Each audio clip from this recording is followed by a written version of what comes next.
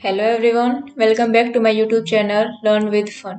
आज हम बड़े मज़ेदार तरीके से करेंगे 7th क्लास की हिस्ट्री का चैप्टर 3 जो है दिल्ली सुल्तान्स। ठीक है, ये जो दिल्ली सुल्तान्स है इसके बारे में हम पिछली वीडियो में अच्छे से पढ़ चुके हैं। अगर किसी ने अभी तक वो वीडियो नहीं देखी है तो प्लीज़ पहले जाकर उस वीडियो को देखें, क्योंकि इससे आगे के चैप्टर को समझने में आपको बहुत ही आसानी होगी। ठीक है, चलिए, हमने जो पिछली वीडियो में क्या पढ़ा था, हमने पढ़ा था कि जो दिल्ली सुल्तान्स थे उन्होंने दिल्ली पर अपना कैसे कैसे कंट्रोल किया। ठीक है, तो अब हम ये पढ़ेंगे कि हमें दिल्ली सुल्तान्स के बारे में कैसे पता चला, यानी कि उनकी सोर्सेज ऑफ हिस्ट्री। तो चलिए देखते हैं क्या पढ़ेंगे हम। Finding about the Delhi sultans, यानी कि हम दिल्ली सुल्तान्स के बारे में और जानेंगे। ठीक है, कैसे, देखो क्या क्या सोर्सेज थे हिस्ट्री के। कोइंस होते हैं, इंस्क्रिप्शंस होते हैं, लेकिन जो इम्पोर्टेंट सोर्स था ना हिस्ट्री का वो था तवारीख्स या फिर तारीख। तवारीख्स या फिर तारीख, ये क्या होता था, ये हिस्ट्री की बुक होती थी। यह लर्नड मैन के द्वारा लिखी जाती थी, यानी कि जो पढ़े लिखे लोग होते थे ना वही इसको लिख सकते थे। अब लर्नड मैन में कौन कौन शामिल है ये देखते हैं। सेक्रेटरी हो गई, एडमिनिस्ट्रेटर हो गई, पोइट्स यानी कि कवि हो गए, कोर्टियर्स यानी कि जो सुल्तान के कोर्ट में प्रेजेंट रहते हैं वो। ठीक है, कौन लिख सकता था इनको, लर्न मैन, यानी कि जो पढ़े लिखे लोग थे ना वही इसको लिख सकते थे, तारीख या फिर तवारीख। ठीक है, इससे हमें दिल्ली सुल्तान्स के बारे में पता चलता है। अब जो ये तारीख और तवारीख थी यह बिल्कुल मैन्युस्क्रिप्ट के जैसी थी। हमने फर्स्ट चैप्टर में पढ़ा था कि मैन्युस्क्रिप्ट्स क्या होती हैं। ठीक है, मैन्युस्क्रिप्ट्स क्या होती थी, जो उस टाइम पर लोग हाथ से कॉपी करते थे। ठीक है, हाथ से कॉपी कौन करते थे, स्क्राइब्स। ठीक है, क्योंकि उस टाइम पर क्या होता था, प्रिंटिंग प्रेस नहीं होती थी तो लोगों को हाथ पे कॉपी करना पड़ता था। ठीक है, और फिर उनको आर्कीव में स्टोर कर दिया जाता था। तो तवारीख या फिर तारीख भी लगभग वैसी चीज है मैन्युस्क्रिप्ट के जैसी। ठीक है, चलिए अब देखते हैं कि जो तवारीख होती थी, जो तवारीख होती थी उनको लिखने की क्या क्या प्रोसेस थी। ठीक है, फर्स्ट प्रोसेस थी, 4 स्टेजेस थी तवारीख को लिखने की या फिर मैन्युस्क्रिप्ट को बनाने की। जो पहले स्टेज थी वो थी प्रिपेयरिंग द पेपर, यानी कि पहले पेपर को बनाया जाता था। और फिर सेकंड क्या थी, जो पढ़े लिखे लोग होते थे ना वो उस पर टेक्स्ट लिखते थे, यानी कि उस पर लिखा करते थे। ठीक है, और जो अगली स्टेज है वो है melting gold to highlight important words, यानी कि अगर आज हमें किसी इंपॉर्टेंट वर्ड को हाईलाइट करना है तो हम कैसे करेंगे, या तो पेन से करेंगे या फिर पेंसिल से करेंगे। लेकिन उस टाइम पर जो इंपॉर्टेंट वर्ड थे या फिर कोई इंपॉर्टेंट चीज़ थी तो उसको हाईलाइट कैसे किया जाता था, गोल्ड को मेल्ट करके या फिर गोल्ड को पिघलाकर उसे गोल्ड से हाईलाइट किया जाता था जो इंपॉर्टेंट वर्ड होते थे। ठीक है, और जो लास्ट स्टेज है वो क्या है, प्रिपेयरिंग द बाइंडिंग, यानी कि जो अलग अलग मैन्युस्क्रिप्ट्स हैं, अलग अलग पेजेस पर मैन्युस्क्रिप्ट्स हैं उनको एक साथ बाइंड करना। ठीक है, 4 स्टेजेस थी। पहला था पेपर को बनाया जाता था, सेकंड है उस पर लिखा जाता था किसके द्वारा, जो पढ़े लिखे लोग होते थे ना, सेक्रेटरीज हो गए, पोइट्स हो गए, उनके द्वारा लिखी जाती थी। ठीक है, और थर्ड क्या हो गया, इंपॉर्टेंट वर्ड को हाईलाइट करने के लिए गोल्ड को पिघलाकर उसे हाईलाइट किया जाता था। ठीक है, फोर्थ क्या हो गया, उसको इकट्ठा किया जाता था यानी कि बाइंड किया जाता था। ठीक है, चलिए आगे देखते हैं। अब देखते हैं जो ये तवारीख या फिर तारीख के जो ऑथर्स थे उनके बारे में कुछ इंपॉर्टेंट डिटेल दी गई है। ठीक है, चलो देख लेते हैं। जो ये तारीख और तवारीख के ऑथर होते थे ना, ये कहाँ रहते थे, ये सिटी में रहते थे, यानी कि ये गांव में नहीं रहते थे, यानी कि दिल्ली में रहते थे। ठीक है, शहरों में रहते थे। तो क्या होता था, अगर इनके ऑथर शहरों में रहेंगे तो फिर इसके बारे में ज़्यादा एक्सप्लेन करेंगे शहरों के बारे में, यानी कि टाउन्स के बारे में। ठीक है, तो इन्होंने जो विलेजेस है हमारे, जो रूरल इंडिया है उसके बारे में कोई ज़्यादा जानकारी नहीं दी है। ठीक है, ये सुल्तान्स के आसपास ही रहते थे, यानी कि शहरों में रहते थे, तो इन्होंने क्या किया, सुल्तान्स की तारीफ की। ठीक है, इन्होंने हमारे ग्रामीण इलाकों के बारे में कुछ नहीं बताया। ठीक है, अब देखो जो ये ऑथर्स होते थे तवारीख के, क्या करते थे, ये क्या करते थे, सुल्तान से अच्छे अच्छे गिफ्ट लेने के लालच में क्या करते थे, सुल्तान की अच्छी अच्छी बातें लिखते थे, यानी कि सुल्तान की तारीफ करते थे अपनी तवारीख में। ठीक है, ताकि सुल्तान उनसे खुश होकर हमें क्या दे, गिफ्ट दे। ठीक है, और जो ये ऑथर थे तवारीख की क्या करते थे, यह सुल्तान को एडवाइस भी करते थे, यानी कि सुल्तान को सलाह भी देते थे। कैसी सलाह देते थे, ये कहते थे कि हमें किसी अरे गरे को सुल्तान नहीं बनाना है, यानी कि किसी स्लेव को सुल्तान नहीं बनाना है।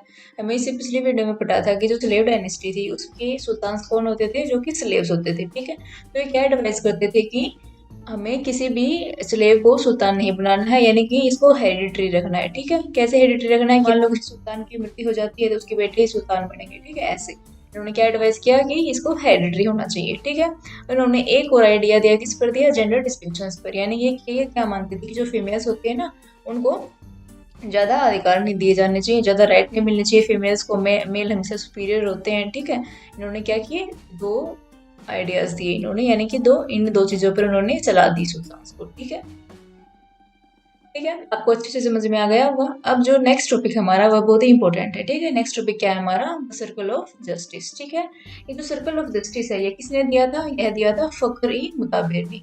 फखर ई मुताबिर ने 13th सेंचुरी में दिया था। ठीक है, अब इसके अकॉर्डिंग वो क्या बताना चाहता है कि जैसे कोई राजा होता है, ठीक है, राजा अपने एम्पायर को एक्सपेंड करने के लिए या फिर अपने आप को जिंदा रखने के लिए उसको क्या चाहिए? उसको सोल्जर्स चाहिए। ठीक है, उनको किसकी नीड है? सोल्जर्स की। अब देखो, अब राजा क्या कहेगा सोल्जर से? हमारे एम्पायर की रक्षा करो। ठीक है, यानी कि सिक्योरिटी करो और हमारे एम्पायर को एक्सपेंड करने में हमारी मदद करो। अब ऐसे तो है नहीं कि सोल्जर्स हम फ्री फंड में रक्षा कर देंगे।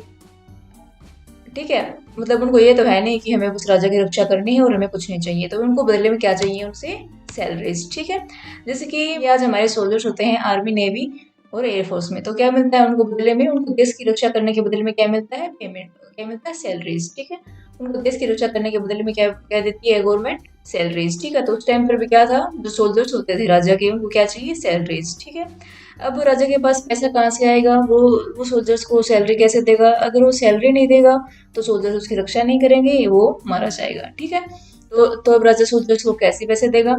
कैसे देगा? टैक्स। टैक्स कौन देगा उनको? पीजेंट्स। यानी कि जो पीजेंट्स होते थे, जो किसान होते थे, वो अपनी प्रोड्यूस का कुछ पार्ट राजा को टैक्स देते थे। ठीक है, तो फिर राजा को टैक्स मिल गया, राजा के पास पैसे आ गए, तो फिर क्या करता था? वो सोल्जर्स को सैलरी देते थे। ठीक है, अब देखो जो पीजेंट्स होते हैं वो टैक्स कब देंगे राजा को? अगर वो राजा से खुश हैं, यानी कि उन्हें कोई समस्याएं नहीं है, तो वो राजा को टैक्स देंगे।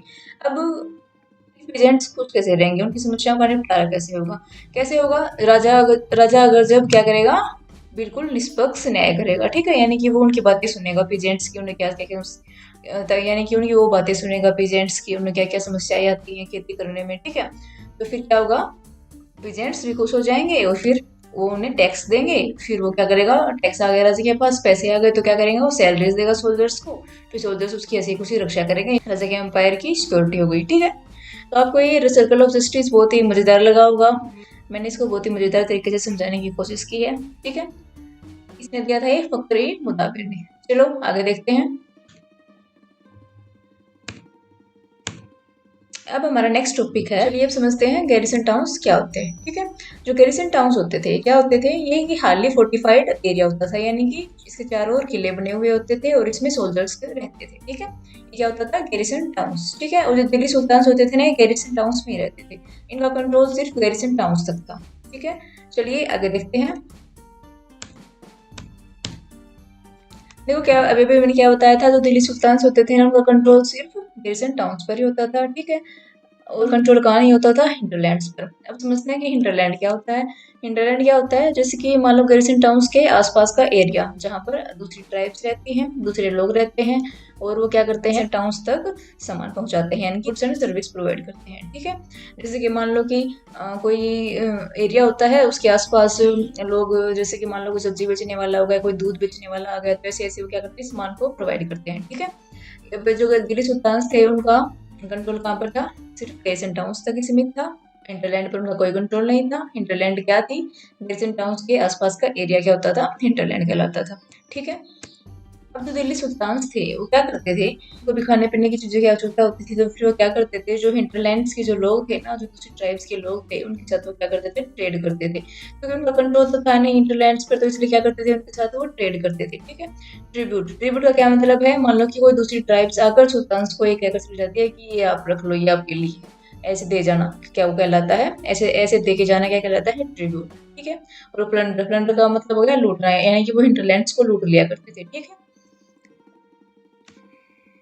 था जो दिल्ली सुल्तान्स थे ना, इनका एक तो गैरिसन टाउन था, एक गैरिसन टाउन था दिल्ली में, दूसरा था बंगाल में और तीसरा था सिंध में। तो क्या होता था? इनको कंट्रोल करना बहुत ही डिफिकल्ट था, यानी कि एक गैरिसन टाउन में रहकर बाकी के दो गैरिसन टाउन को कंट्रोल करना बहुत ही डिफिकल्ट था। अब देखो इन लोग, चलो अब देखते हैं कि इनको क्या क्या डिफिकल्टीज आती थी। ठीक है, इनको डिफिकल्टीज आती क्या आती थी? चलो देखते हैं। इनकी जो फर्स्ट डिफिकल्टी थी वो थी, यानी इनकी जो फर्स्ट समस्या थी वो क्या थी? Rebellion by locals and governors. चलो देखते हैं। इनका इनका गैरिसन टाउन कहाँ है? दिल्ली में। दूसरा कहाँ है? बंगाल और सिंध में। अब देखो ये एक जगह पर रहकर दूसरे गैरसैंण टाउन्स पर तो वो कंट्रोल कर नहीं सकते, तो फिर क्या करते थे ये, वहाँ पर किसी लोकल या फिर गवर्नर को बैठा देते थे। वहाँ पर किसी लोकल या गवर्नर को बैठा दिया जाता था कि तू इस गैरसैंण टाउन की जिम्मेदारी संभाल, ठीक है।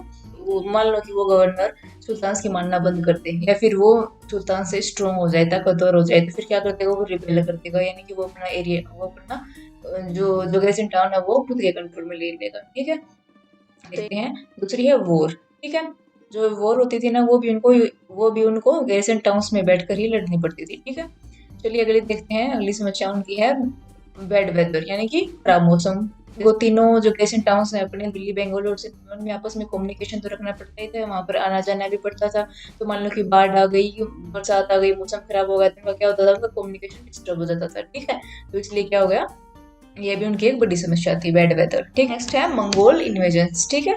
मंगोल्स इन्वेजन का, मंगोल्स यानी कि कहीं मंगोल्स हम पर आक्रमण ना कर दें। मंगोल्स के जो इंपॉर्टेंट रूलर थे वो थे चंगेज खान, ठीक है। तो इसलिए वो क्या चाहते थे, दिल्ली सुल्तान मंगोल्स के आक्रमण से पहले वो सभी गैरसैंण टाउन्स को कंसोलिडेट करे, यानी कि सभी गैरसैंण टाउन्स को एकजुट कर ले, ठीक है।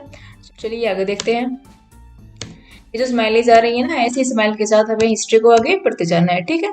कोई भी डिफिकल्टी नहीं आएगी, कोई भी समस्या नहीं आएगी, अगर कोई समस्या आती है तो मैं हूं ना। चलिए आगे देखते हैं, जो दिल्ली सुल्तान थे ये कैसे कंसोलिडेशन करेंगे सभी का, यानी कि सभी गैरसैंण टाउन्स को एकजुट कैसे करेंगे, ठीक है। अब ये काम सबसे पहले किसने स्टार्ट किया, गयासुद्दीन बलबन ने, उसके बाद अलाउद्दीन खिलजी ने, उसके बाद मोहम्मद बिन तुगलक ने, ठीक है। अब देखो इन्होंने कंसोलिडेशन करना स्टार्ट तो कर दिया है, तो फिर कैसे कैसे किया इन्होंने, तो फ्रंट्स में किया, एक तो क्या इंटरनल फ्रंटियर में, एक क्या एक्सटर्नल फ्रंटियर में। इंटरनल और एक्सटर्नल फ्रंटियर को हम अच्छे से समझेंगे। चलिए देखते हैं, पहले हम पढ़ते हैं इंटरनल फ्रंटियर क्या होता है। देखते हैं इंटरनल फ्रंटियर।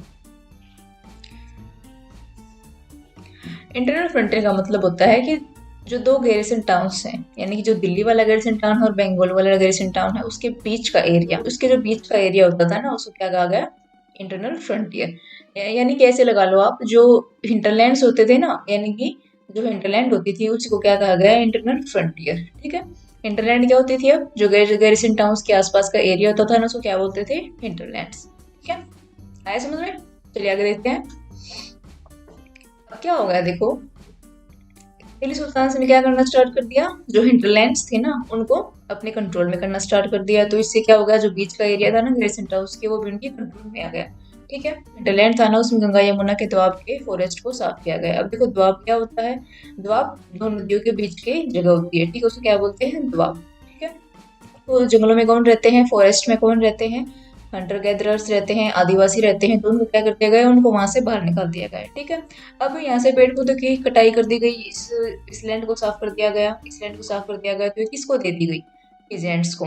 ऐसे फ्री में तो दिल्ली सुल्तान किसी को कुछ देंगे नहीं, तो उन्होंने क्या किया, इसके बदले में क्या चाहते थे वो, पीजेंट्स से टैक्स, यानी कि जो हम तुमको जमीन दे रहे हैं ना, उसके ऊपर जो भी प्रोड्यूस होता है उसमें से कुछ पार्ट हमें मिलना चाहिए। प्रोड्यूस हुआ ना, उसका आधा भाग सुल्तान ले लिया करता था पीजेंट्स से एज ए टैक्स, ठीक है।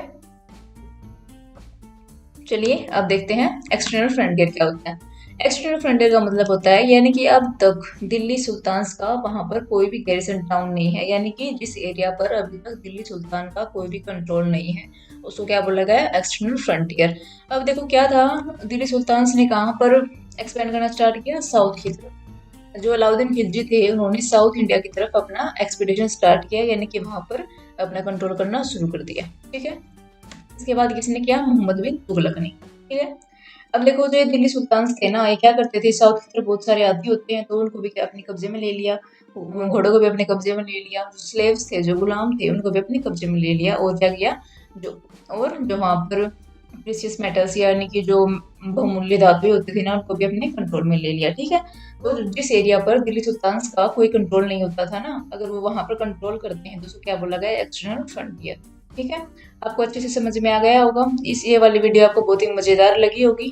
तो आज के लिए बस इतना ही, मिलते हैं नेक्स्ट वीडियो में। अगर आपको ये वीडियो अच्छी लगी हो तो इस चैनल को लाइक, शेयर एंड सब्सक्राइब करें।